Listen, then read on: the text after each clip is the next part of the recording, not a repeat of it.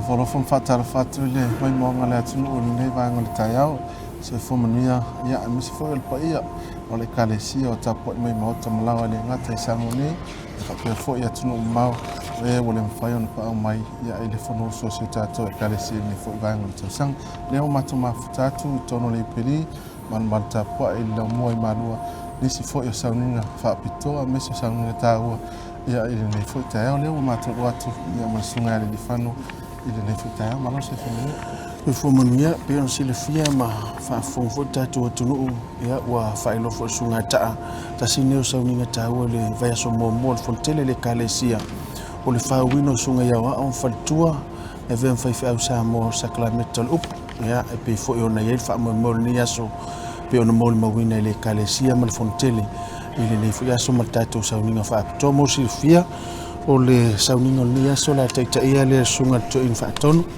sunga ia le aso tupai mai le matanga luenga fasali anga na tu foi yo matanga luenga le la fe ngai malangino viina ia pata se manisho senga la to ina fe ngai mal fa moi le ngato sauninga fa pe fo il fa wino la to ven Faifeau Samoa mata watu le po kalame to sfum le ono a on faltua le fa wina ala to fa ne futu sanga ya e tu sai foi o ia inga pe ona ia le luata sanga le tautua ma le onanga i le kalesia ia o le ale a fa o ina nei a taiao ia mo le sakramenta ia o le upu al fofolaina tala le ia mnatu Samoa i so le kalesia le la tua tu tono mal malu tali fo to i tonu o la fa o le ni aso ia me se foi ia o le tulanga o el tato yu pili nei manu el tapo inga we fo tali mai le kalesia o le faina to va mai malua mo le mawina al fa mo o le ni aso spel mai mo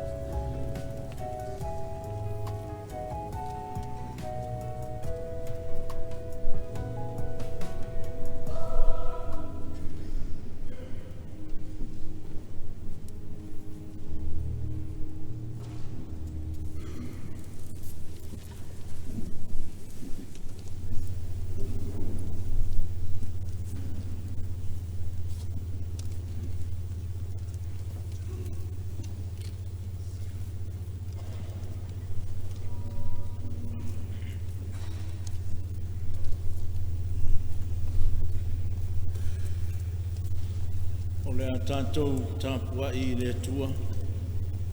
E tasi le mea ua le atua i le ali. O le mea lava lea e tasi o te sā ili atua i. I au nofo i le whale o le ali i aso uma o lo uola. Ina ia o iloa atua i le matango fia o le ali.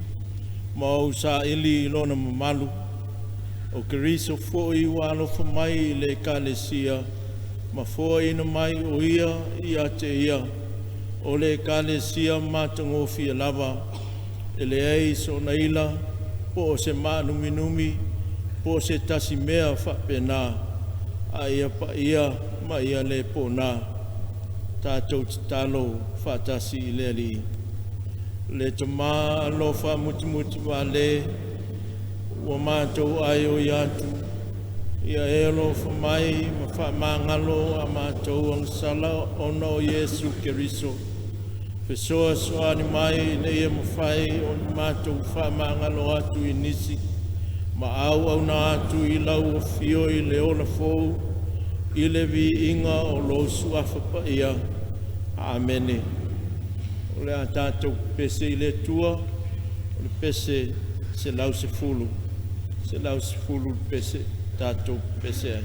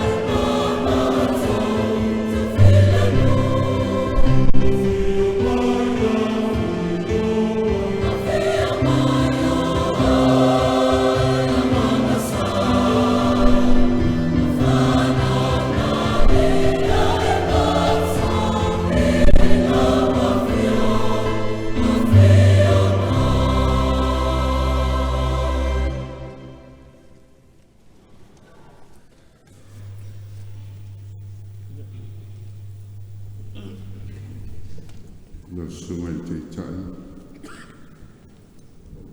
O mai tātou so nei o ruma. Malumo le ni whapotonga. Na ia whauina i nā tō e whai mau ono le upu. Man sakaramete.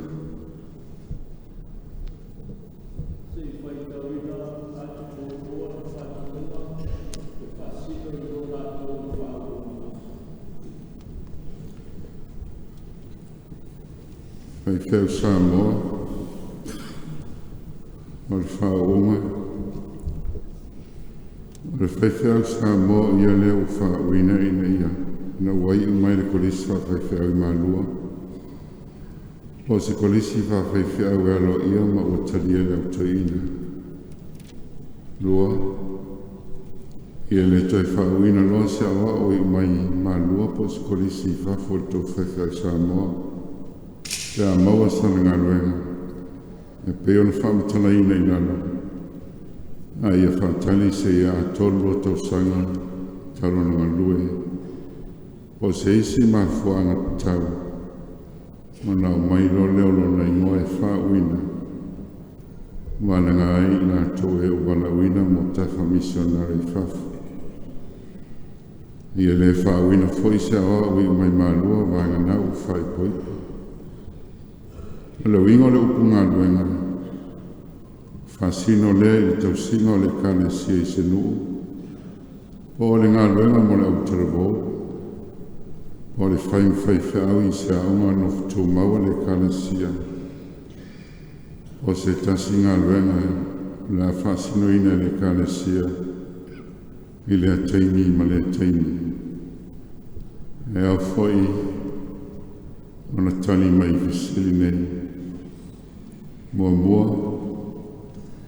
o ame o mawhai o tuku lo mana o I fia bea oe ma tangata folo tala lei. Lua, o le alo I loa ma le langona, I neana o pita sili o na whamanu I nai, le ngā luenga le Faifeau o le kalesia whapotonga ke Samoa. Tolu, I ni ai mi tau sili tau ia tua, wa e mauti noe au ina e folofola atu I tangata. Ia tusia tali na fisili ma una atu I whailau tusia fontele. Ina ia mawhai ono sua ina e komite lau toa ina o manai fontele. A whae longa ina le o tofia. E au ina whaia ia lan tau tilonga. Ina winga o le ngā luenga le nganga pa I e longa lotu. Whae. O whae longa, ua tau ana whae longa ina o e o tofia e tau sia ngā luenga le atoi no ma ai, e tolu whae longa, mua, ia whaia le tatalo, ma le whae a to limo Faifeau to ina, manisi o tofia ina. Lua, ia tāua ina to Faifeau Samoa po o Reverend, pea o mona whae o ato lato o lima. Tōru. Ia tuina ati ati lato lato tusi tōwhinga o tusia I ngana Britania ma ngana Samoa.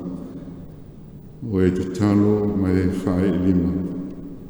E sei nia tusi o Faifeau. O nei whae longa.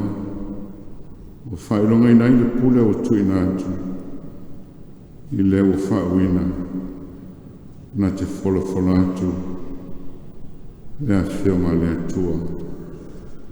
E tausi sakarameta, ma leo I le lafu mamoe.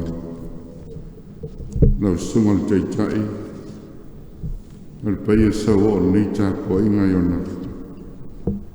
Tūlanga whalupelupeina, le whio le ao le manoa ma le masiofu. Lau a fono le fontele, lau ma le komite tamau, tainano tātou mātua pensione. E kāne sia teitasi e whakasa, ma malo Samoa potpoto. O le lisi nei, o I lātou, o le a whauina, I le nei aso. O le sofa le o a soiva, sa whai. O le nuu o le Faifeau mai whioanga wai, whale alili, wai whale alili, sa le ilua whale alili, ta fua I sawai.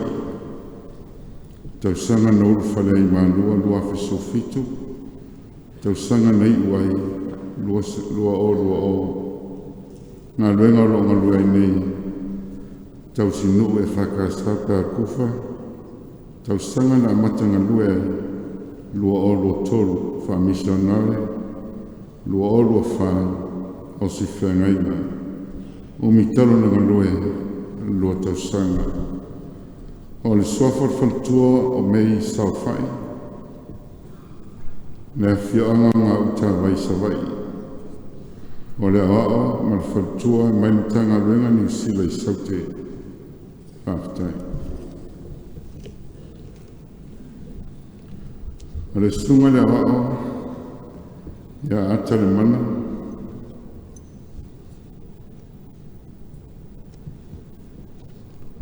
o le nuu o le Faifeau, manase, avao, ma si utu sala I loa. Tausanga na uru whalei ma lua awhe ma le lima, tausanga nei wai, lua awhe ma le walu. Ngā luenga o lo ngā lua nei, lo ngā lua le Ministry for Children, o ranga tamariki, team leader, tausanga na matanga lue ai, lua awhe sfumaltasi. O mitalo na ngā lue sfulmalfa, tausanga, soafar whaltua, Queen Mary le mana, o le awhio angar whaltua, ma tautu le whanga, ma sansitoa le pata. O le aoa mar whaltua, e manta manuenga, mai le pulenga, na maunga kie. Tai. Soafa le ao, Colin whalto ese.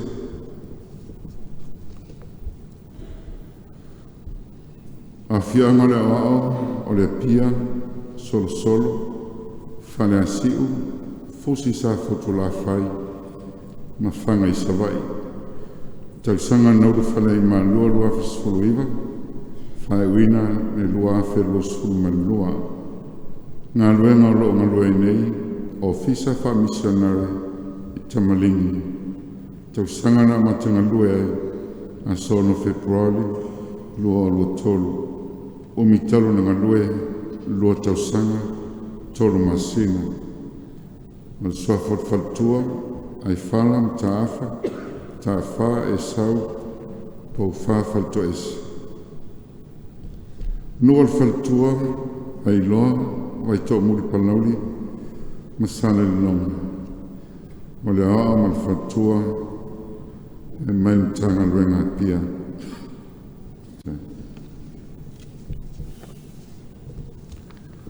O David Mafua, David Atapana Mafua, nua le Faifeau mo le whanua, whale la tai, ma leone Amerika Samoa. Tausanga na uru whale ai ma lua awhi solfito, whae wina tau mwhai, lua o. Ngā luenga o loo ngā lua nei, tau sinuu e whakasa ta fuatai. Tau sanga na matanga lua ai, lua awhe ma le lua tolu. O mitalo na ngā lua tau sanga. Swafalfaltua o lea mafua, nua alfaltua, whale la tai, si utu na malie, o le awao ma le faltua e mai mtanga luenga whasale leana. Soafo le awao Faifeau Antonio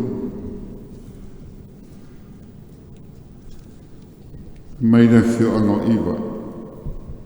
Tausanga na urwhalei ma lua awhis foluiwa, tausanga nei wai, lua o. Ngā luenga lo ngā lua I nei, tausanga nei wai, lua o. Ngā luenga lo ngā lua I nei, ofisa tu tone whakasa tamalingi, tausanga na matanga lua ai, lua o tolu. O mitaro na ngā lua tausanga lima masina. Mal soafar faltua,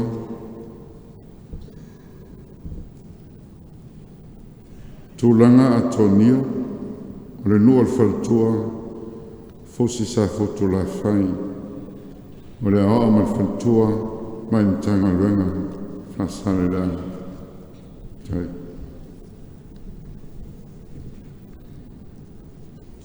O le sunga ia whamoana fui mono, a whianga le ao, sa talo, sa lani, sa tele. Tausanga nau wharei ma lua awhesul marwha, tausanga nei wai, lua awhesul marwhitu. Ngā luenga o loo ngalua i nei, o fisa tu tonu e whakasa tamalingi. Tausanga na matanga lue ai, lua awhe se whuluvanu. Umitalo na ngalue, fitu tausanga. O le soa whalwhaltua, so na siva fui mono, a whianga whaltua, whaala, fusi sa fotula whai, vaiala, loto whanga le pata. O le aoa malona whaltua, maintanga luenga, whale alili, sa whata, siung. Tai. O le soafa le wao, Ioane Samuel,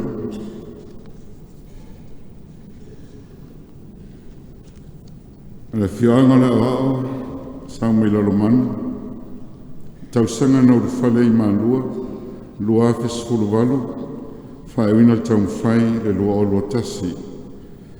Ngā luenga o longa lua i nei, o le ofisa o Anke Useana, o le mtanga luenga la a, o tu whanga le pāma le pata. Tausanga na matanga lue ai, lua o lua tolu, o mitalo na lue tolu tausanga. Soafal faltua o Luffy Samuel. Nual faltua, la whianga fusi sa fotu la whai. O le awa mal faltua, maintanga luenga, alo tu whanga le pāma le pata. Tai. Ma le soafa le awa, la au mila tanielu. A whianga le awa, vaiala, sa fotu, tausanga na urwhanei ma lua awhis furuiva, tausanga nei wai, lua o lua. Ngā luenga longa lua i nei, le awa o tausinu, tausanga na matanga lua ai, lua o lua tolu, o mitalo na ngā lue, lua tausanga. Soa farfaltua, whalaninga tanielu, nua alfaltua whangatuli, sa tupaitea masale lulonga. O le awa malfaltua manitanga luenga au kilani New Zealand. Tai. O le soafa le awa limuaa vaa fue,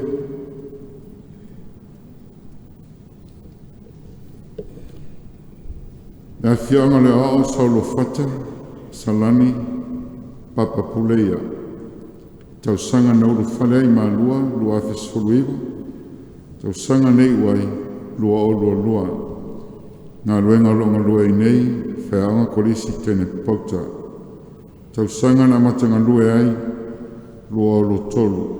O mitalo nga lue, lua tausanga, lima masina. Soafal fatua, kāteromi alangi, laki fue. La whianga le fatua, sa sina, tani matau, whale asiu. O le ao ma le fatua, e mai le whianga, mai le mitanga ruenga, a pia sai. A fitai. Le soafa le ao, Mika su e teo. A whianga le ao, Pautasi, Santalo. Tausanga na urwhale i malua, lua awhis fuluiva, tausanga nei wai, lua o lua. Ngā luenga sanga lue ai, i alo wa ia aseta, ale whakasa, na ofisa tu tonu. Tausanga na matai lua o lua tolu. Umitalo na ngalue lua tausanga lima masina. Soafalfaltua tali langi wawita su e teo.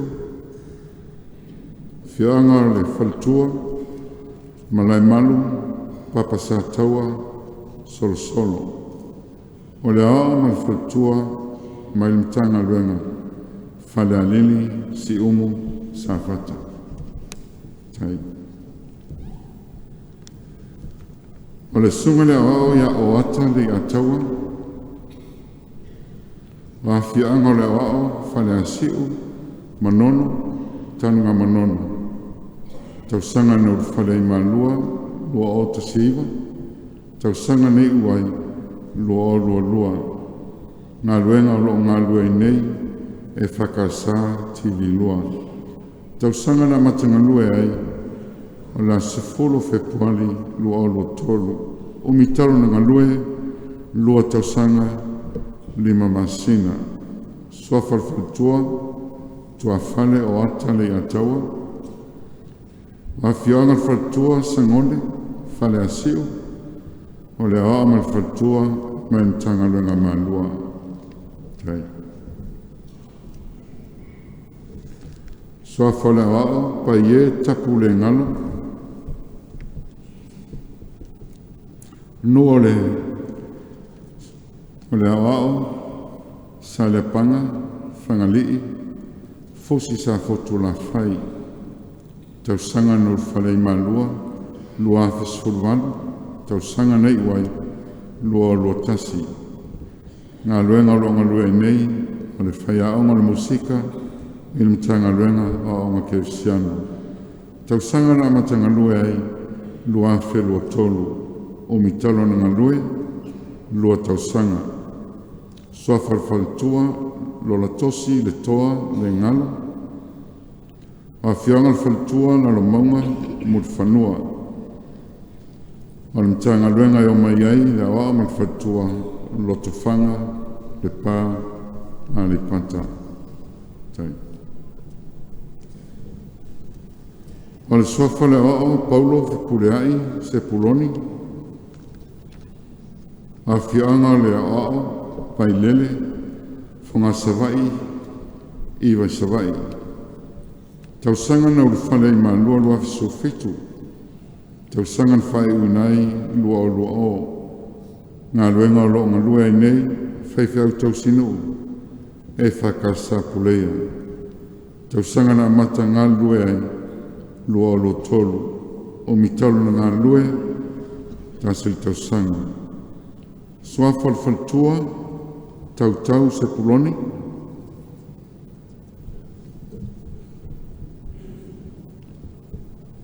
mai la fioanga wawai, sa le ilua whale alili, te fua i savai, whaftai. O i la ua mai mtanga luenga, whasale leanga.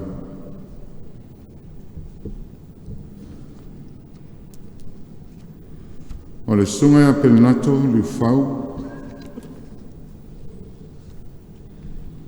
mai la fioanga o manono, ma awala, tausanga na ulufale ai malua, lua fisfuluiva, tausanga nei wai, lua.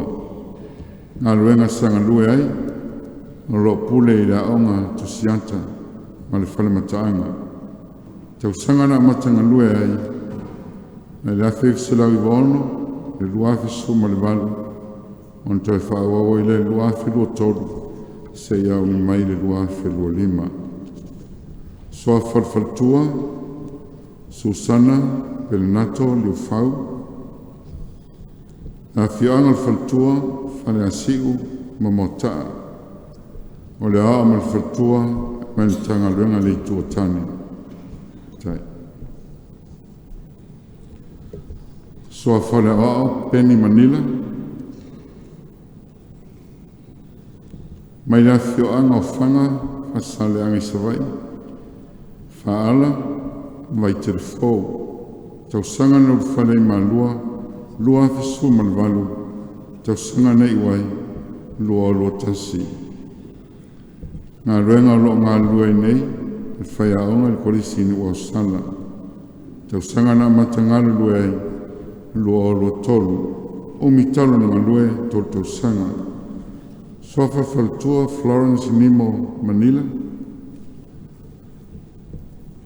Na whianga le Faltua, te whanga manu le whanga, sa vai le whanga, ma vai te le fau. O le awa ma le Faltua, mai mtanga luenga whaleanta. Le sunga ia vite ka lepo, sofa le awa. Whianga le awa, mai malie, ma abau. Tau sanga na urufale i ma lua, lua afe sul ma le iwa. Tau sanga nei wai, lua o lua. Ngā luenga longa lua i nei, o loi le EFKS TV. Tau sanga na matanga lue ai, a solima o mati, lua o lua tolu, o mitalo na lue, lua tau sanga masina. O le suafa o le Faltua, ferite, ka lepo, mai na whioanga sa napu, ma sau, o le awa ma le Faltua, mai ntanga luenga ma lua. Tai.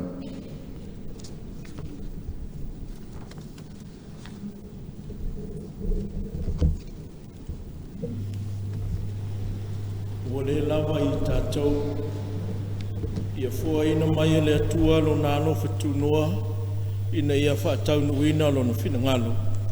O lea, ia mua on tātou whanongolongo, i le awhionga le atua e whaasino i ana au auna.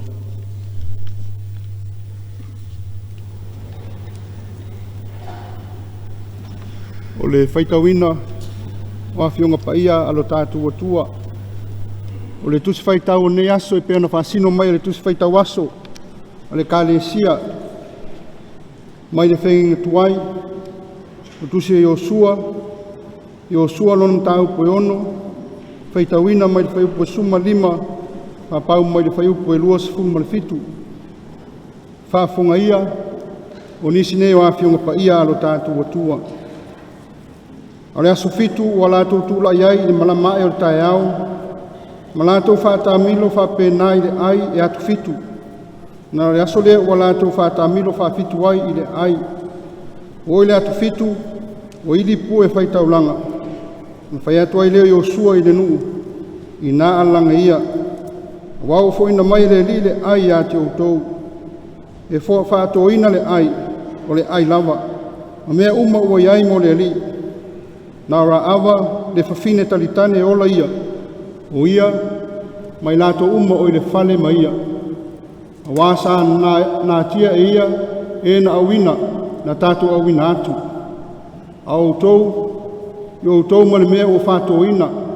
Nei whātoina outou pe a outou ave, se mea o whātoina. O no outou whaia lera to ngāla wape o Israelu, ma mea o whātoina. Mo outou whātinga ina ai. A le a ria uma, ma le auro, Maripu apa mea, maua mea, e whāsaina lava mo le li. E watu i le mea te wai oa a le li. Wa ili pu e whaitau langa, o nā langa i leo le nuu. O whalongo le nuu i leo le pu, o nā langa leo le nuu i le leo tele. No solo ai le lalo o le pā, no ai leo le nuu, i le aita itasi i o lātou luma, o lātou a ea fo i le ai. O na matua whaumatia i lea e lātou, i le pelo i lātou uma sa i le ai. O tāne, mawhawhine, o tama matua ina, a toa mapovi, ma māmoe, ma asini. O whaiatu i o sua i tangata, e toa lua nā siasi nu. Nā o ia o lua i le whale o le whine talitane. O mai ai le whine, mai lātou uma o ia te ia, e peona o lua tautou ia te ia. No oi leo tau lea o e nā siasi nu. Ma lātou o mai ara awa, malon tamā, malon tina, o ona tua ngane, mai lātou uma na ia te ia. O mai i la ua o nā inga uma, na tua i tua o tungala wapi o Israelu. Ale ai ma me uma na iai, o whamuina e i lātou i le afi. Na ario, ma auro, ma ipu apa mea, maua mea, o lātou tuai le mea te wai oa I le whale o le li. O whaaloina e o sua o rā awa le fintal tana, ma le a inga o lonta mā, mai lātou umana ia te ia, o no nofo o ia I Israelu o lawa I neo na pō, o wāsa nā tia ia e na awina I o sua e asiasi I Eriko. O whai atu foi o sua ia te lātou, ia tau tō I le aso, o whape atu, ia mānai I lumo le li le tangata e tūlai, ma toi whātū le nei aio o Eriko. E whawaina I lana umatua, e whātūina foi, pui lana wi. Na iai o sua le li, o foi lona longo I le nu uma. Le a tātou vi le atua I le pese 2 se lausu mariva. 2 se lausu mariva vingo le atua o le a tātou pese ai.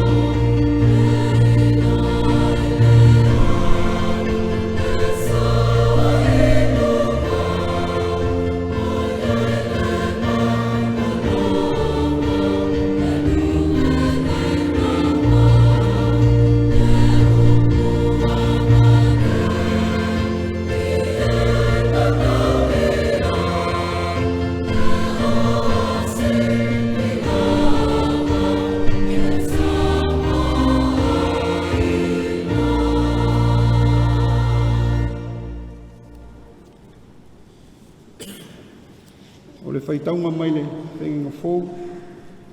O le tala lei whamauina Ioane. Ioane lonu tau poe lua suma tasi. Faitauina mai le whai upo suma 5. Tangata mai le whai upo suma 5. Ua umona lato ai. Na whetalai atu leo Iesu ia Simona Peteru. Simonae le atali Ioane. Pe sili mai lo lofa ia tea. I lo tātou nei. O mai oia ia te ia, i oe lea li ie, o e sira fia, o te alofa ia te oe. Na whetalai atu lea oia ia te ia, i e whanga ia o tamai mā moe. O toi whetalai atu whaalua oia ia te ia, Simonae, le atali Ioane, pe te alofa mai ia te a.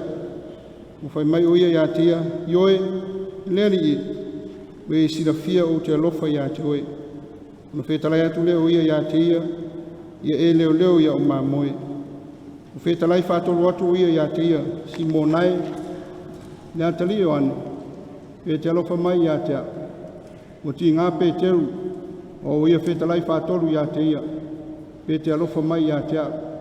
ua fai mai o ia iā te ia le li ua e silafia me uma lava ua e silafia o lofa lava iā te oe ona fetalai atu lea o Iesu iā te ia ia e faga ia o mamoe e moni o te fai atu iā te oe ua fusi oe ino e taulelea me e whaloai mea na e loto iai ai pēa atoa ina e te whalolo lima e fusi foi ia te oe se tasi e ave foi oe i le mea te le loto iai ua ia whetalai atu lea upu e whailoa atu ai le winga o lono oti le oti o Peteru e vi atu ai o ia i le atua o whetalai atu lea mea na whapea atu lea o ia te ia e muli mai ia te a ia whamania mai le atua i le whaitawina o ana whionga paia i lo tō whaafonga i tātou whalonglongo nei tai au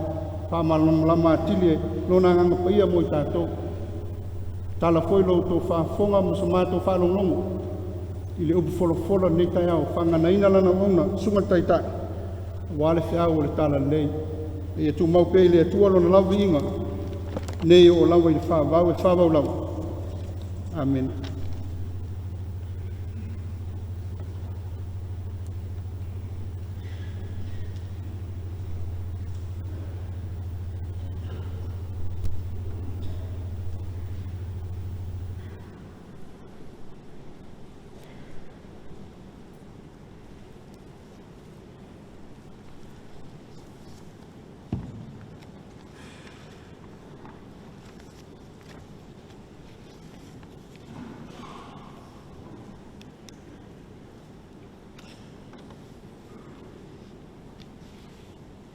Si u tātou te talo. Ia mālia i lau whio upu alo mutu, ma mawhauwhaunga alo loto, o e le ali i e o lau papa ma lau uoritanga, o le na te tongi o laina au. Amen. O le launga i le suafa o le tua le tuma, le alo, ma le anganga pa ia. O le matua e mau mai le i o sua mta upo e onu. A le whai upo e sifunu maniwala. A outou, i outou ma le mea ua whātou ina. Nei whātou ina outou pe a outou ave se mea ua whātou ina. O na outou whaia lea o le toanga lauapi o Israelu. Ma mea ua whātou ina. Ma outou whāti ngā ina ai. O whaungaina e whaima manatu au o launga le au tū o le nei aso. Tausia folanga i le whātua tua maua. Tausia folanga i le whātua tua maua. E iei le lo matua o lo wahinga. A sau i ni a mātou whaalawelawe. O na whe musua i leo o matai o le mātou a hinga ma whai mai. O sau fōri tātou teine o mispelu. A vili mai fōi ma tala noa ma lok tōlua. E uma le la tala noanga ai au wha. Ai wha pēr mai le mātou a hinga o lok tōlua i atea. O lae lof te le mai lava si au antipelu. O le ngoa ua whaapupu pe whaanik nei mai le lo matua. A o le whaapupu ngā leo le upu pe pelu. O nei maalie winga o le nei lo matua i te tonu o le mātou a inga. O le tina e fia e whai ana folanga. Ai le fia e tausi ma whātau nuu ana folanga. O le mafuanga lea o lona suafa o mispelo o antipelo pe on whaingoa i ele tōlua o le toina. O le isi leo winga o le lalolangi le nei o loo tau soifua ma tātou o lai. O le lalolangi o folafolaga e lē tausia. Pe lē faataunuina e amata mai lava i le polikiki. A o i taimi whapenei o le tūlanata o pālota. Taimi tele lea o folafolaga a le au polikiki. Ai umane e iti ani nai folafolaga e taunua o le tele le faataunuina pe le tausia.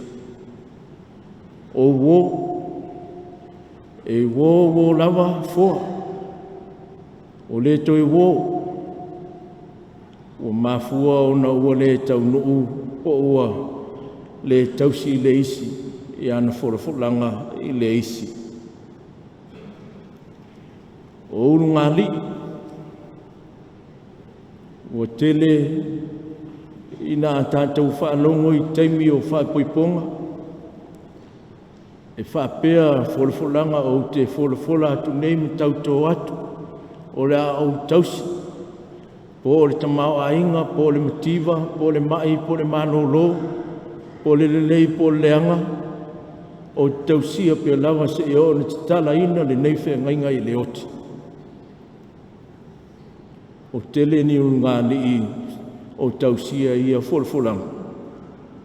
E umane ua momotu ia folafolaga e le taitai o na feoti. Awa e se mafuanga. E o lava foi tonu o tātou ainga. E maua i lava le nei ngase. O folafolaga e le tausia. E le ana ngā upu tautaua whaperitania e whapea. Promises are meant to be broken. Promises are meant to be broken. A Samoa on whapea lea. O folafolaga e anga i lava i le tausia. O se ala ngā upu loa mai ai langona le fia ona o le tele o folafolaga e whai e tangata sa te tau o na tausia a ua whai lava ma masani le tausia o ia folafolaga afua mai ai le ana ngā upu lea.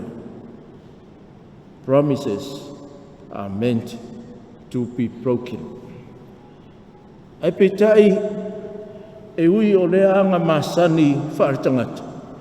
O le tausia ma le whaataunuina folafolaga. A o awhionga pa ia le atua. O loo whaeloa mai ai o folafolaga le atua. E nā te tausia ma whaataunuina. E le ai se folafolaga le atua e whapea ai ua le taunu. O le tausia ia folafolaga e le atua. Wā o le atua na te tausi i ana folafolaga. O lona finagalo foi lea ua ia valauina i ai o tātou tangata. Ia vea i tātou ma tangata e tausi. Tausi i ia folafolaga. O le fesili e tausi whapewhea. O le manatu mua o le launga e tausi i le usi tai. A wā e whamaoni le atua i ana folafolaga. Ina ua walauina a per amo e le atua e tuua luna nu. Na ia folafola ai le tuina atu o le ele o kanana e whai mo ia malana whanau. Pe ion whamauina ni kenese mtau pues umalua whai upo e fitu. Na maliu a per amo whaasolo mai ia Isaako ma whaasolo mai ai au ngā te mao Israelu e o mai lava i le taimi o Mose. E lei tino lava lea folafolaga le atua. O le whaatoi laloina o le aio i Eriko e peo na whaitauina i le nita e au. Ma soloia i lalo o na pā. O le amatanga lea. O le whaataunuina o le nei folafolaga a le atua. A fuala i le tala whaasolpito Israelu mai a Aperamo e tau mai i a Yosua e le i titi ia tausanga e whai tau se lau. A sa tari tonu lama Israelu i le wha maoni o le tua e iei lama le taimi e wha tau nuu ai wholanga le tua. Tele whawhita auri sa whengai ma le nuu a oa ngai mai le nuu. Tele mea whita sa la tau whita iai. A oa ngai mai pea e sa ili le nuu po le ele o whola ina e le tua mo i lantou. Ai paulava lea o le mea sa iai ia Israel o lo lantou sitai ma whaalongo i le tua.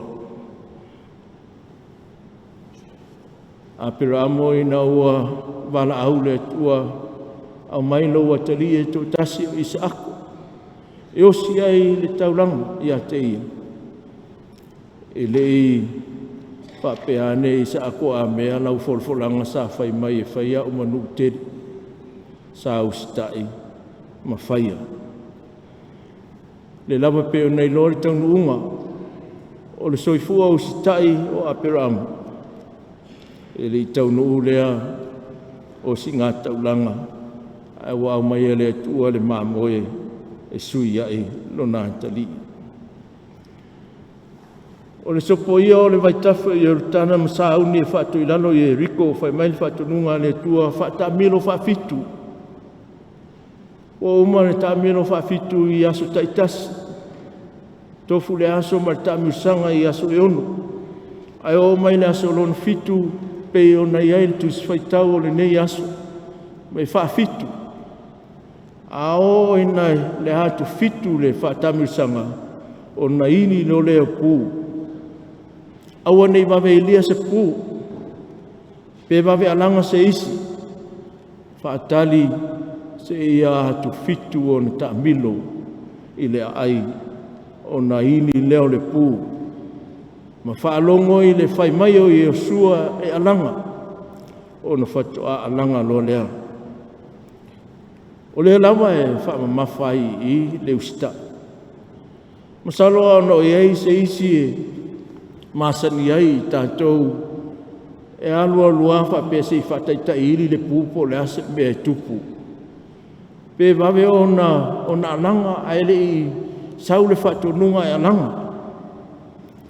Ai wau stai pea e le i titi le taimi whatamilo ai i le aio i Eriko. Whaafitu o na whaatamilo. Usitai. Awa e whaamaoni le tua i ana wholwholanga. Le lawala ina ua whaatino ina. Le polo inga ma le whaatununga ia i nātou. Na olo i nātu fitu. Ili le pū. Ala langa tangata, so loia pa o Eriko. Ana whapea e le ustai, se manu e tupu foi pe sili atu se mea e tupu ia i lātou. Nai lor melen tupu ia ai o no le ustai o akana, i le pola inga. Le pe o na iei le matua o le neitai au. O le isi lea vai-vainga whaale au whainga ringa fau atu i ngā ruenga. E iei le mea e tau whapertania o le over-enthusiastic. Ar tau i wha Samoa o le puna manfou. O lea tūlanga e tele ai Faifeau e fau le ngā luenga. E la aloa ai le nātou ai i le ustai masavali e tusa mawhatonunga o le ngā luenga. Ua alu whaasolo atoa. Whai ane le mea. Whai ane le mea. Ta lepe ane lalo lea whale le lei ai toi whau le isi whale. Le ano le mau mea. Alu sao sao. E le umi lava ai sela. Over enthusiastic. Sela. E le umi a silima. E le umi a te i to ina o tu o au o fi aluesi. O fiu i le au lotu. A le lava e watu i ei lapta inga. Le lava e ave i ei fautuang. Faifai mani le ngaruenga. O le vave. E pe o atu loa o tatu mana o loa ia vave o na tali i mai mea uma. Tatu mana o loa lea e shortcut i tele o mea. Pai mai i o sua, patununga le tua ia i o sua mai Israelu. Patamilu. Uma lesi tasi leisi aso. O le aso mulmul mai pafitu. Fai. Na inuai le manu malo. Ina wasoloia pa o Israel. Fatali o le ili ina o le pū. O le isi lea o fai longa e masani ei. I le whengenga tuai a Israelu, peise i o se whailo lea, ua au wai mai lea tua. Luinga le nā, paatari se i le pū, luinga ua au wai mai lea tua.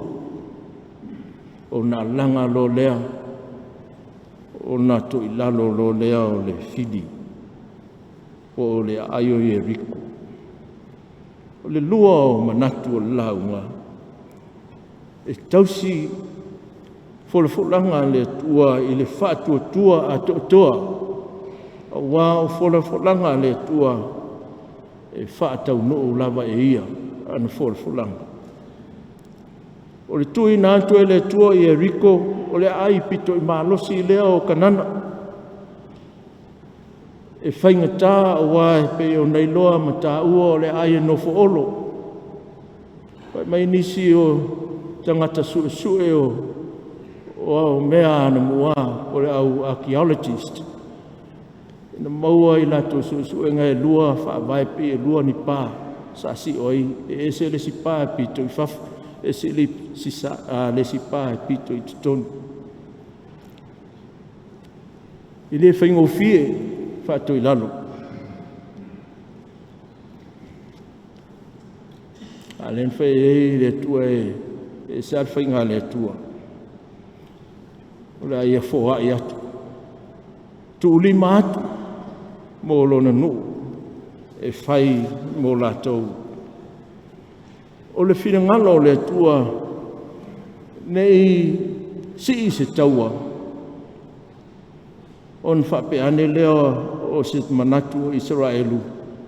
A mea o lo latu malosi whai ei o na manu malo i a Yeriko. A paua lea o le whatununga le tuan whai ei. Tau na saba vali whata milo. Lona winga leo o lona whiringalo. I ai loa Israelu. E leo so latu malosi. A o lona malosi. O lona mana. Na mawhai ai o na whaatino, la na wholofolanga, o le ai lea, wa ele lea, o le atu i na atu mōro nu.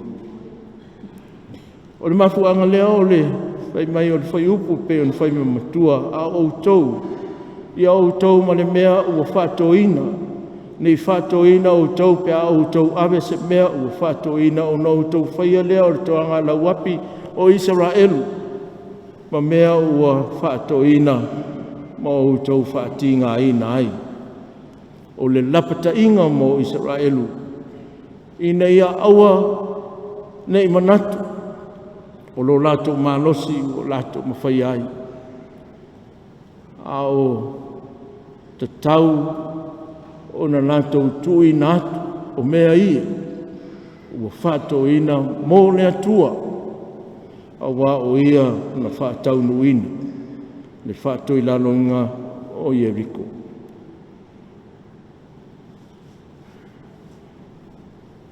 O le mea alofa a le atua i lona nu.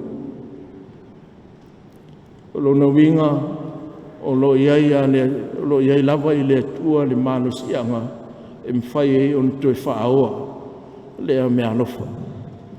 Pe o na ia wholawhora ina o lona nu. Whaamnatu pui lea mo o tau le au te o le nei aso. O le malo sianga lea e tau te mawhai ai le ngā luenga. O le tele o whawhita auli o le ngā luenga whaatau sinu. Tātou te whenga iai. Whamoe le malo si o le tua. E mwhai e le tua o nwhai. E mwhai e le tua o na o mai le manu malo i a te oe. A whai o whetalai le li. Pe o na iai le saunoanga Iesu i lona au so. I na ua sauno iai o e tā lai tala lei. Pa mai leo le li o te ia te au tau i asa o malava se i o le ngata anga o le lalolangi. Fulanga hoi nā Iesu mo o tau. E te alu loa e te mawhau o au wa iai le know-how. O au wa iai le atamai wa iai le poto. O lava lo wiloa o te whaatino ai le ngaruenga, ma manuia ai la ngaruenga. Usoi, e ai, whamoe le li. Au le li na te mawhaia, whita o le ngaruenga. E whaafoi le vi inga. Whai man whatu tua ato toa i a te ia. Ma waelo malos. E mawhai ai o na ave ese. O pā o whaafita auli o le ngaruenga. O lo walawina i tātou i ai. O le toi manatu o le launga. O le atua na te tausi i wholwholanga. Ai whape foi o na ia toi whaafowina i tātou. Ina ia tātou tausi pēr i ana wholwholanga. Peteru o le soo e fia e whai wholwholanga. A o le tu aso e mana umia ai le tausia o ana wholwholanga. Ai o whaafiti i ana wholwholanga. E lawa pe o nei loa lana wholwholanga na whai a Iesu. E re o se mea whapena i a te oe. Ta te o ti whaatasi ma oe. Whaere mea na whai a ia wholwholanga. Sao ai le upua le isito ina. O ina mnau mia e tauntu la i maili toa o a vema matu a moa. Ua le mawhai o na tausi i ana wholwholanga. Ai o le mafuanga lea o le ina ua toe whasangai malu tātou ali o le keriso toi tū. Whaatolu o nei e whaafiti, whaatolu foi o na whasiringia e Iesu Peteru. Whanga ina i le whitaria inga lea, pai mai a Iesu i a Peteru e te alofa mai e a te au, e a Simone i oe o te alofa i a te oe. Peo le upu le alofa n whanga ina Iesu i le ana whasiri mua i a Simona po Peteru. O le akapan, po le akape foi. O le alofa e loloto. O le alofa e paia, e tele ina whaingoa ai le alofa whale atua. A le tali a Peteru na tali ai i a Iesu, o te alofa i a te oe. Whangai nei le upu e leni, o le fileo, o le filei. O le alofa whaale wō. O le tali o lo o whaanga ina i Peteru, lona langona whaatau wā. Ma le tūlanga ese o le alofa o loo fesili mai ai ke riso ia te ia. I se iu whape atu Petero e le mawhai o na o atu i le alofa le nā. Ai o te alofa ia te oe i le alofa lea whale wō.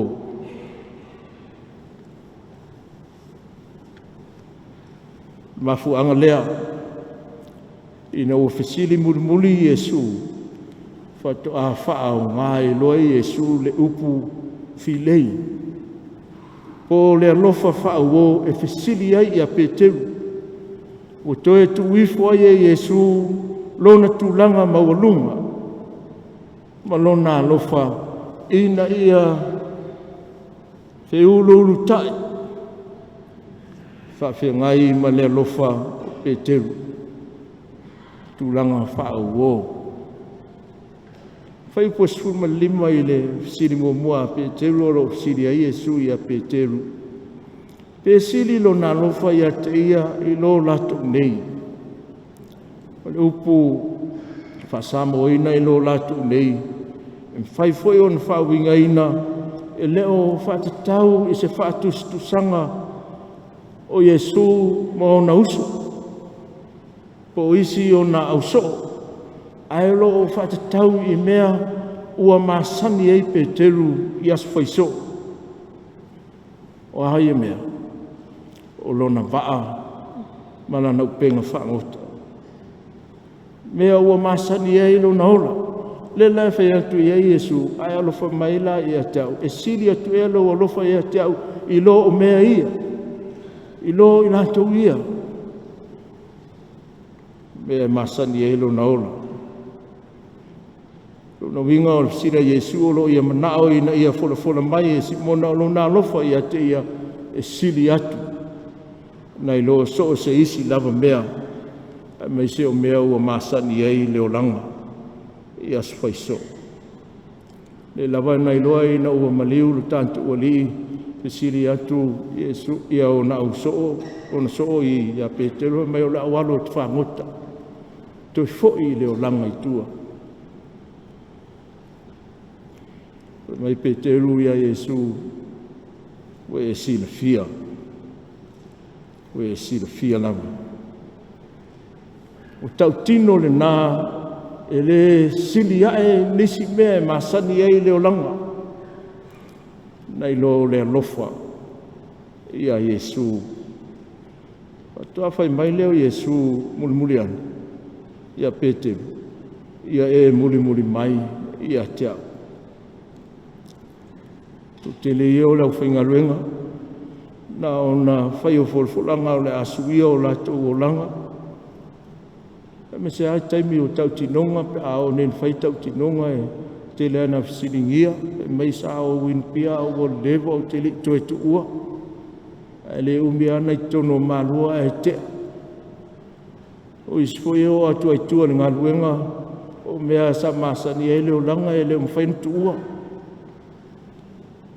Te lea i nā whaina le ngaruenga. Polo inga le li in whai a Peteru i a whanga a umamoe. Ua suia e le ulua i wala au le li. Ina ua ia wala uina Peteru e whai maona apostolo. Mai o te whaia oe ma whai wai tangata. A leo whai mai Yesu. Whanga i a umamoe. O knowing e ele se sing. O le whaiva ma tangata o lo nuinga e te alu e lafo le upenga e ao mai. E ao mai ni o le whaiva. A o le whawhanga e te alu e watu. E whaasino, e whaatonu, e taitai. Le lafo ma moe le meo iai le wau mua. E ai ai. O le tatou ngaluenga na ua iai ni vai taule nei. Whawhanga, taitai, whaasino i tangata le whina ngano o le lii ina ia maua ai lo latou manuia.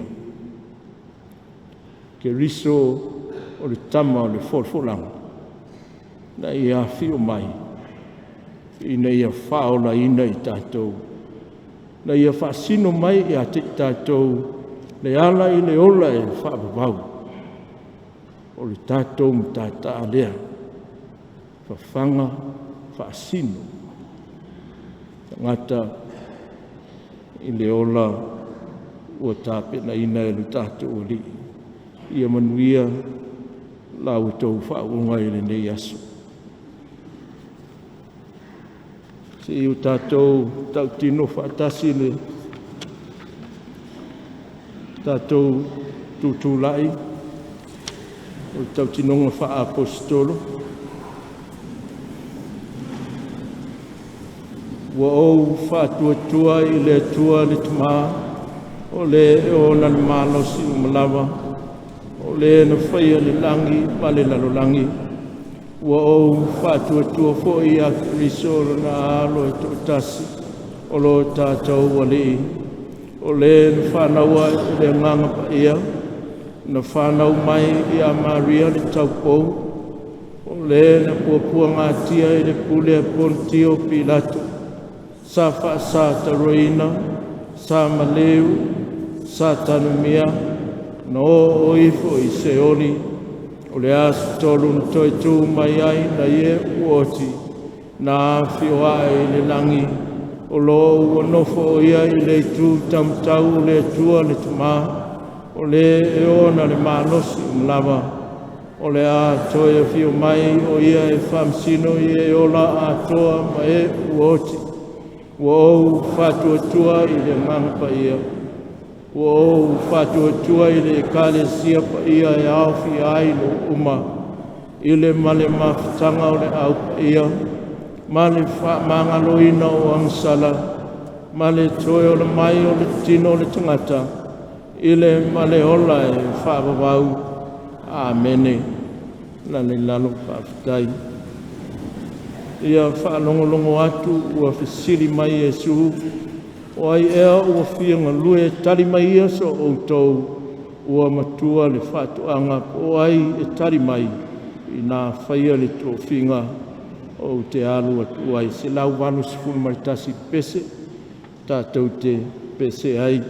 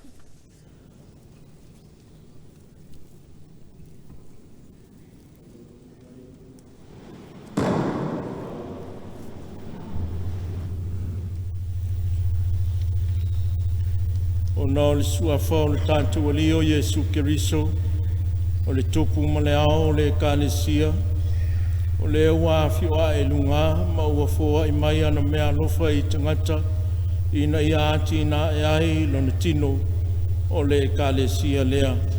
O pot mai nei e whauina o tau e Faifeau, e ala i le talo ma le whae i na atu o lima. I le whaia o le Faauuga, ua tātou taritonu o le aloftu noa tau ti whaia i lana ngaluenga, o lo maua lea mai le atua lava ia. I lona tali mai i te talo lana i kalesia, ma upu ma whainga Faifeau ua tōwhia. O mātou whaia ia mea e pei o se tasi vaenga o le kalesia au ua pa ia ma ua tasi, ma e tusa ma lo mātou whatu tua i le tua e pei on whaalia mai o ia i le tuspa ia. O le mea lea, ina ia mātou iloa mauti noa ua outou taritonu wha maoni, ma ua outou loto e whaile ngaluenga wha Faifeau, o na o le aloftu noa mai le tua ua te tau o na outou tali mai nei fesiri. O ua outou taritonu ea i le tua e tō tasi, o le tamā, o le alo, ma le ngangpa ia, ma po ua outou tau tino atu o le li o Iesu Keriso, o lo outou o li, ma lo outou whaola. Po ua outou taritonu ea o tuspa ia o le whengainga tuai ma le whengainga fōu, ua lava le lei e mawai ia o onga uma, mo le whaaratanga e whaavavau, e ala i le whatuatua ia Iesu Keriso. E tusa mā outou fuafuanga i mea ua iai i tonu o outou loto, pe tau te mawhai o na taritonu, o mafua anga sirisili wa lai o na outou manatu o wala uina outou e whaima Faifeau, tau te nau e vivi atu i le atua, tau te alolofa atu ia Iesu Keriso, mai tau te mana nao ina ia whaola ina nisi tangata.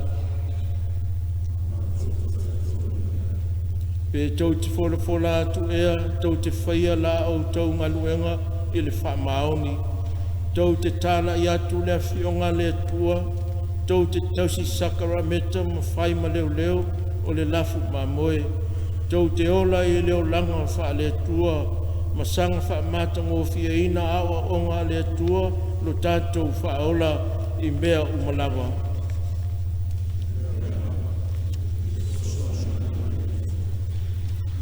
O le atua, lo tātou te maa wha le rangi, o le ua foina atu ia te utau le loto e whaia ia mea. Ia lilingi i folo nā lofa tū noa i lunga ia te utau. Ina ia mawhai o na whaataunu ina lo o tau wha moe moe. Amene. Alane i lalo leo whaau. Se tūlai mai wha poputonga.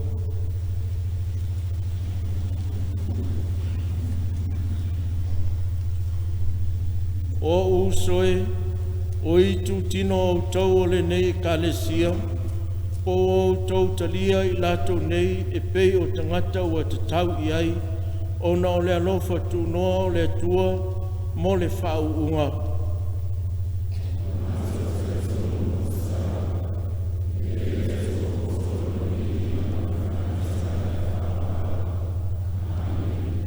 Alala i lalo whaafitai. Tātou toi pese le tua le pese lua se lau, lima sepulu ma le lima. Lua se lau, lima sepulu lima le pese, tātou pese.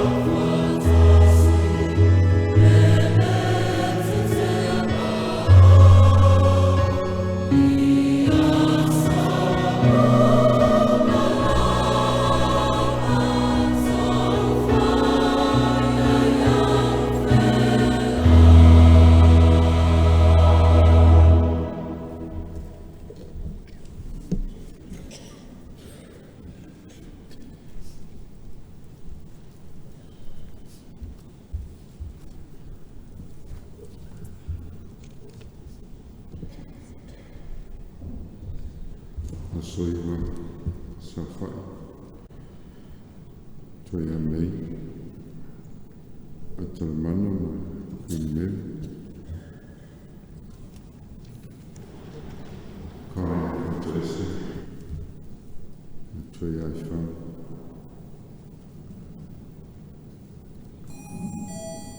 Kevin Mafua Toya Lea Faifeau Antonio Toya Tula Amona Fumon Toya Sola Si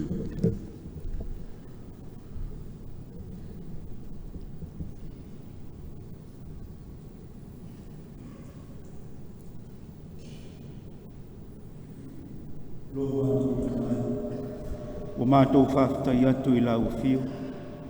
Wa ono lo alofa ia I mātou. O whāpoto ina lau e kālesia mai tangata. Ona o le ngā ruenga Faifeau. Ma ua whiwhilia e lau uwhio o auna nei. E fola atu lau uwhio ngapa ia. E tausi sākara meta. Ma whai ma leo le lafu mā moe. I le ua mātou o le atu nei. I le suafo Iesu ke riso. Le ua whio a e le langa. Ma ua awina ifo, le nganga pa ia, ma fōa e hatu mea alofa I tangata. Awina ifo, lo nganga I lunga o auna nei, ono le suafa, ma le usistai lo whingalo pa ia. Wa mātou wha awina I lātou e avea ma Faifeau I lau e kālesia. I le tu ina atu, ia te I lātou o le pule, e fola atu lau a whionga pa ia, e tausi sākara meta, ma leo I le lafu mā moe. Amen.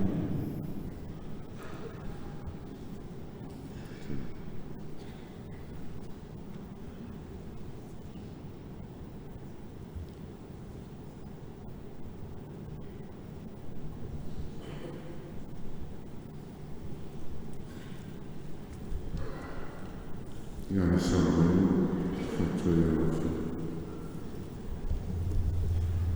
Ma Avana Tanel Toya Farana Limwafo Toya Nikasosue Teo Fatoya Tanel Montari Toro Fatoya Tofa Benilena Fatoya Montos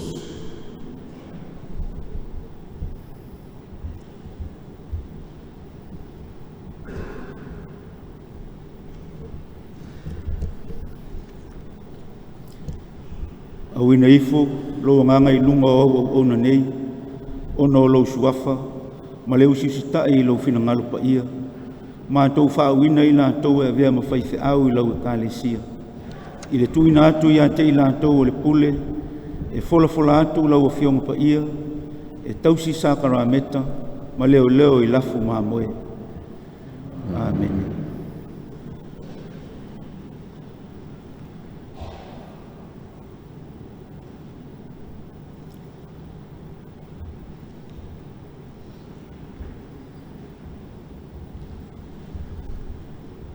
Lord Sekuloni Fatoya Tefo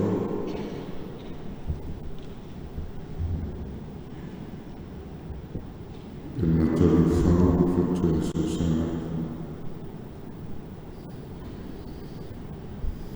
Benemanila Fatoya Flores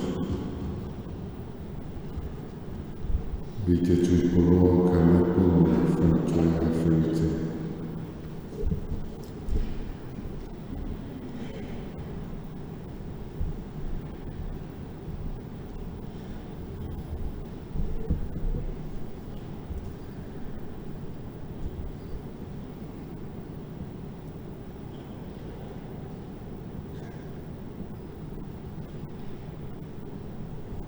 Awina ifo lo nganga I lunga o ona nei, ono lo suafa, ma leu sisitai lo whingalo pa ia.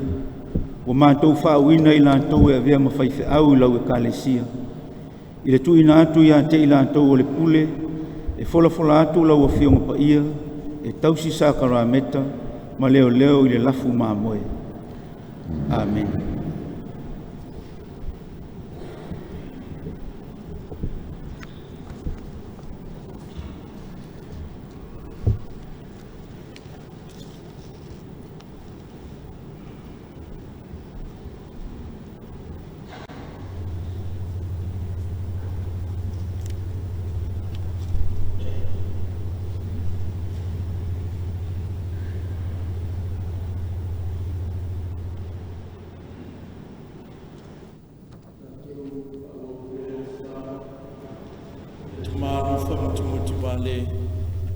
O mātou ai o iatu, lilingi fo ilungo o au ona nei, manātou whalitua lau whaamanuianga. Ia whātou tumuina i lātou uma e logo nganga pa ia, ina ia lātou mori mawatu i le upu ma le whaamaoni, ma le ono sai, ma le alofa. O mātou te talo mo o Faifeau uma, ina ia toe langa ina, o mātou wola o te toe mo lau ngaluenga. Ina ia au fia i mātou i le ola e whaapavau, whaatasi ma le aupa ia o whaaola ina. O mātou te talo atu e ala ilo walo Yesu Keriso, lo mātou o le i. Amene. O mātou folfola atu, o avea nei i lātou mo Faifeau i le ekalesia le tua, i le suafa o le tama, le alo, malengang sa.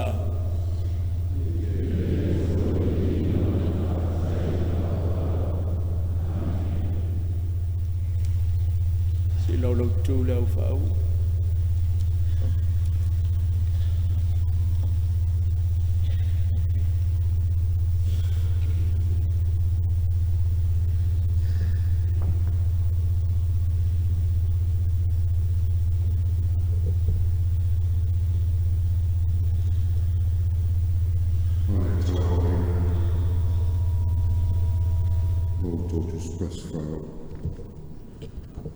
Le sunga le Faifeau Samoa, a soiva sa fai.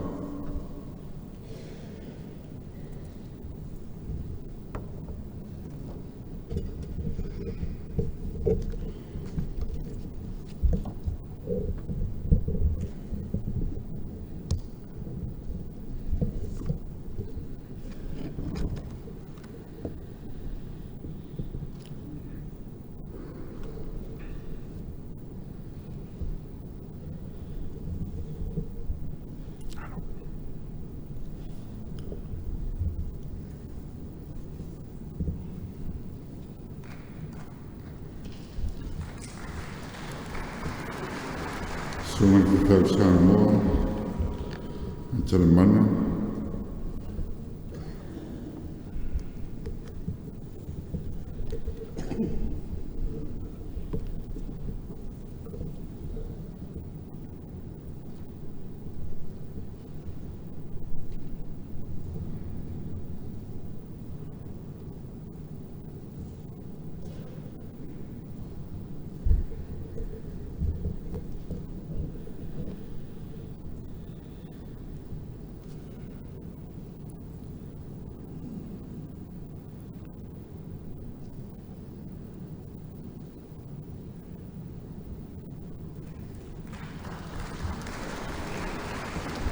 Sunga le Faifeau Samoa, a Colin, whantua ese.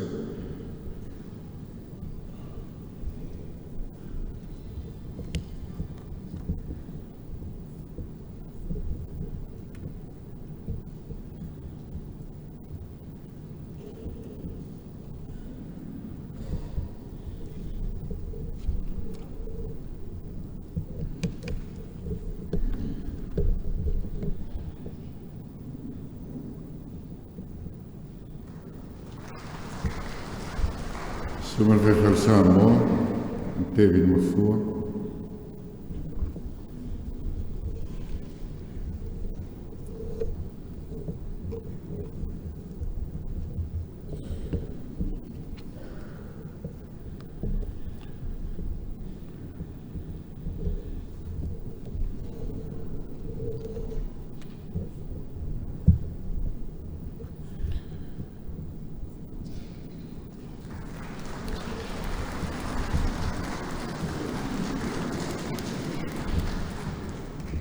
Sema Faifeau Samoa, Faifeau Antonio.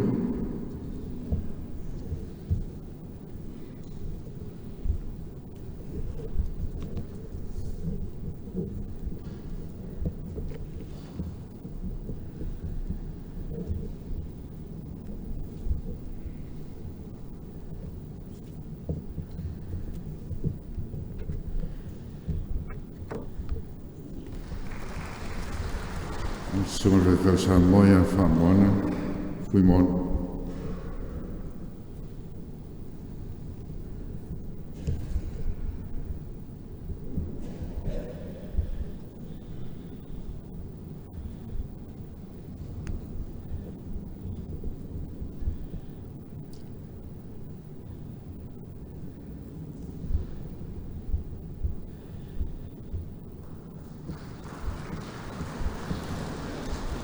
Sema Faifeau Samoa, Ioane Samuel.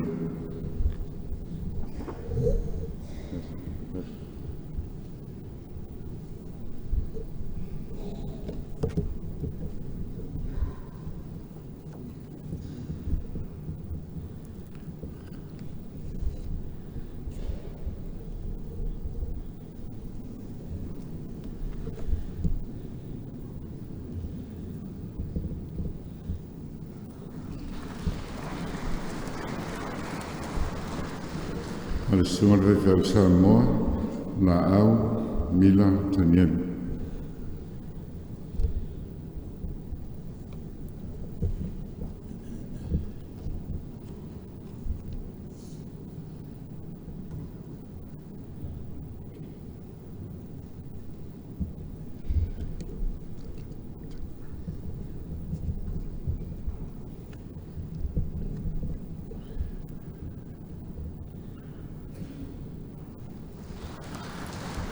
Sema Faifeau Samoa,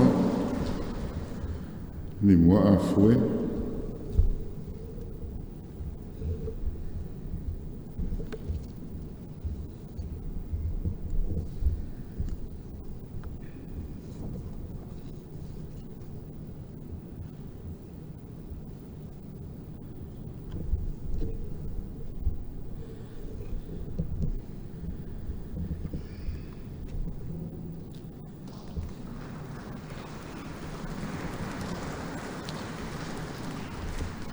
Sema Faifeau Samoa, ya Mika Suesue Teo.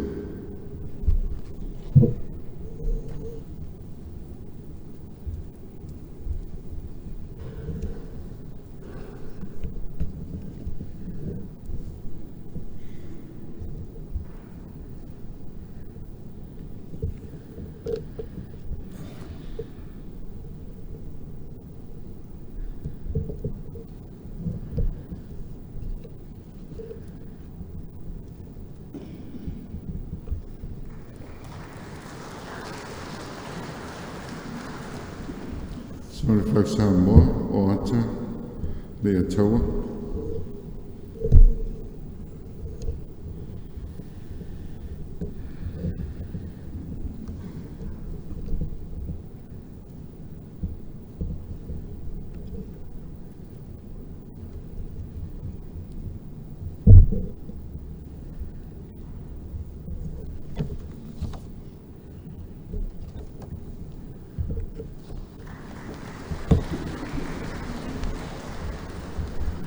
Sema Faifeau Samoa, Paiele Ngalo.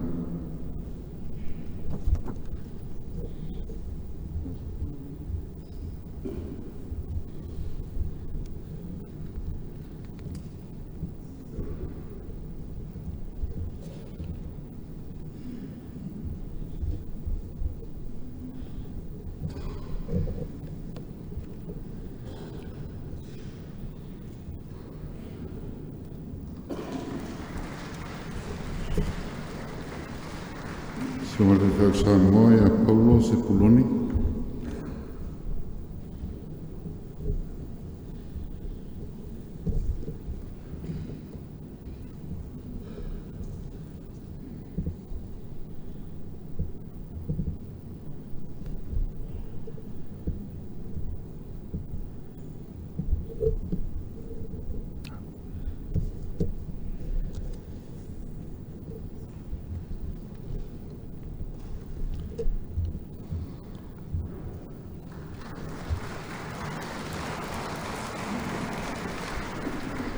Samoa Samoa Penato ni Faauuga.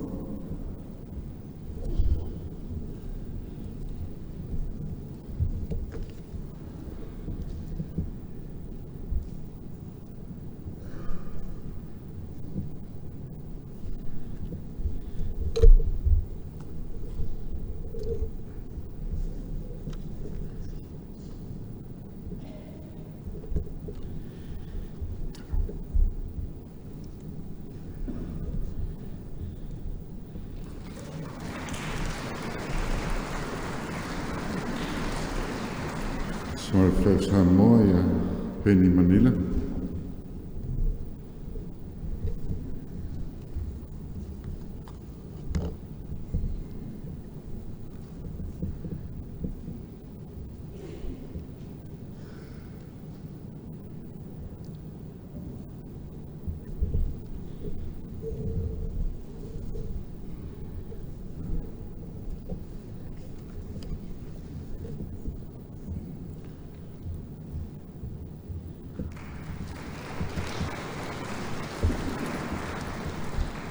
Samoa Samoa ya Vite Tuipoloa Kalepa.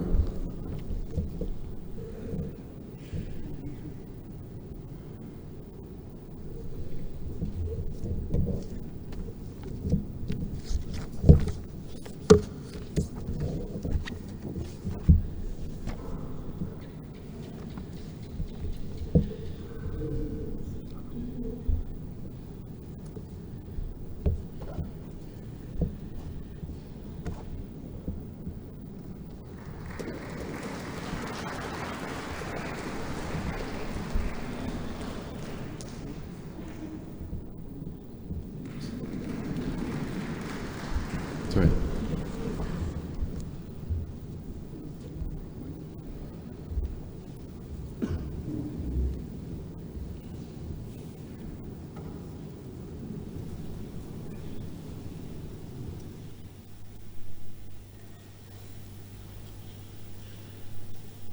Se toe tutulai mairi au Faauuga mutou faitua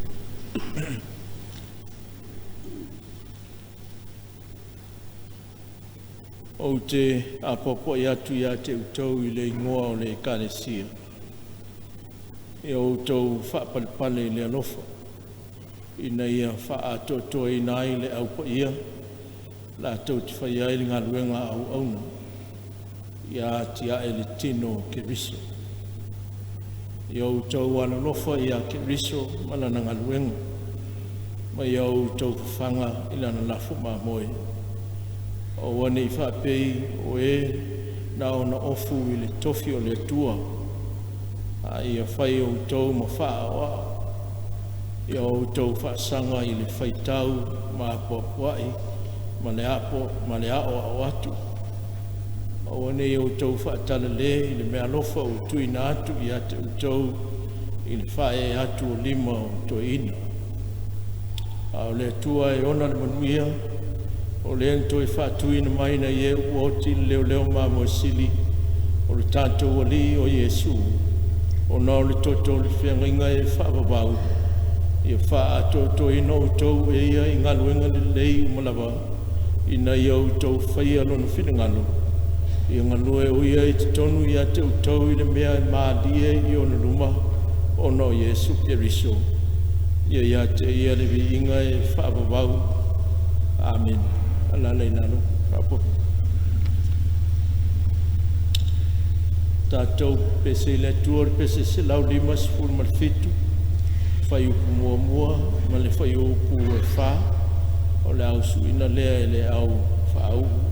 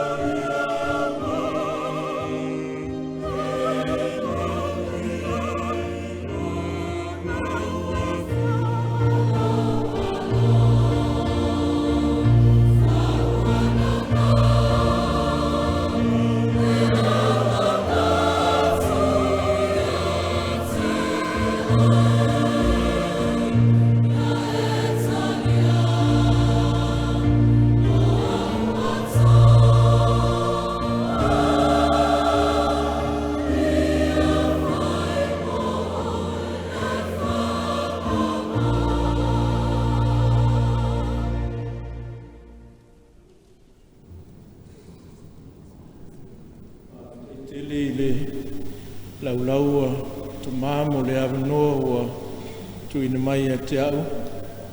E ona ia ele nei tō whinga le nei tai au.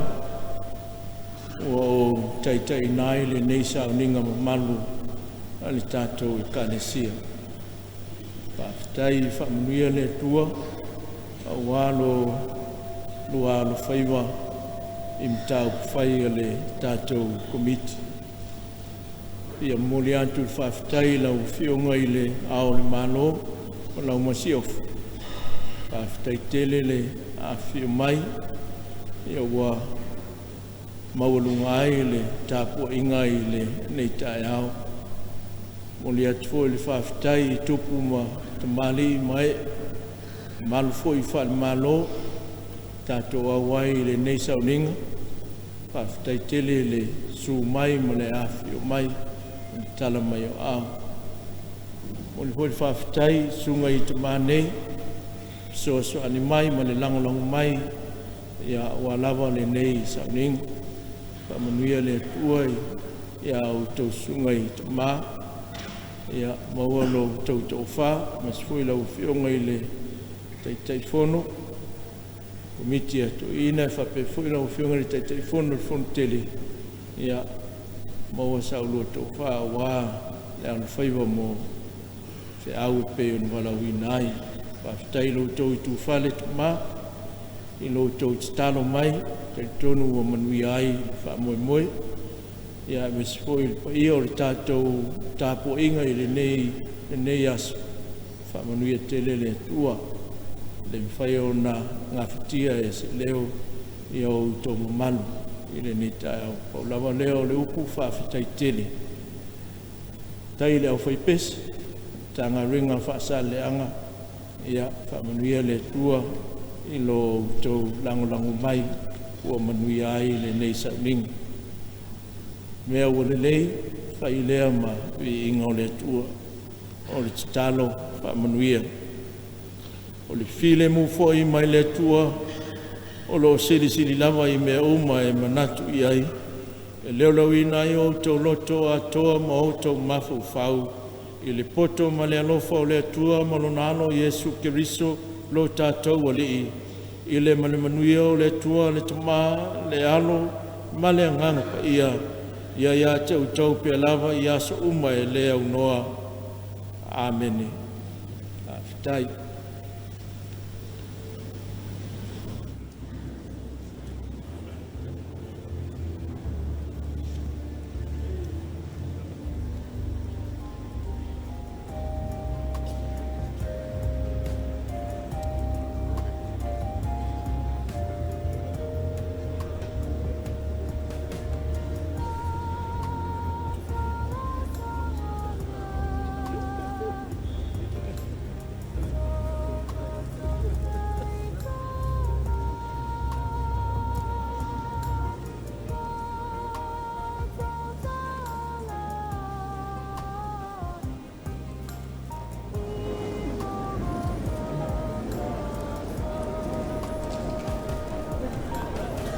ua sisila mai mo le tunuu ma le kalesia i le sauninga o le Faauuga o i latou vea ma Faifeau Samoa e pe ona whaatauteia i le laumua i malua i le whale upeli nei e pe ona sila ma mai mo i e tātou o tunu.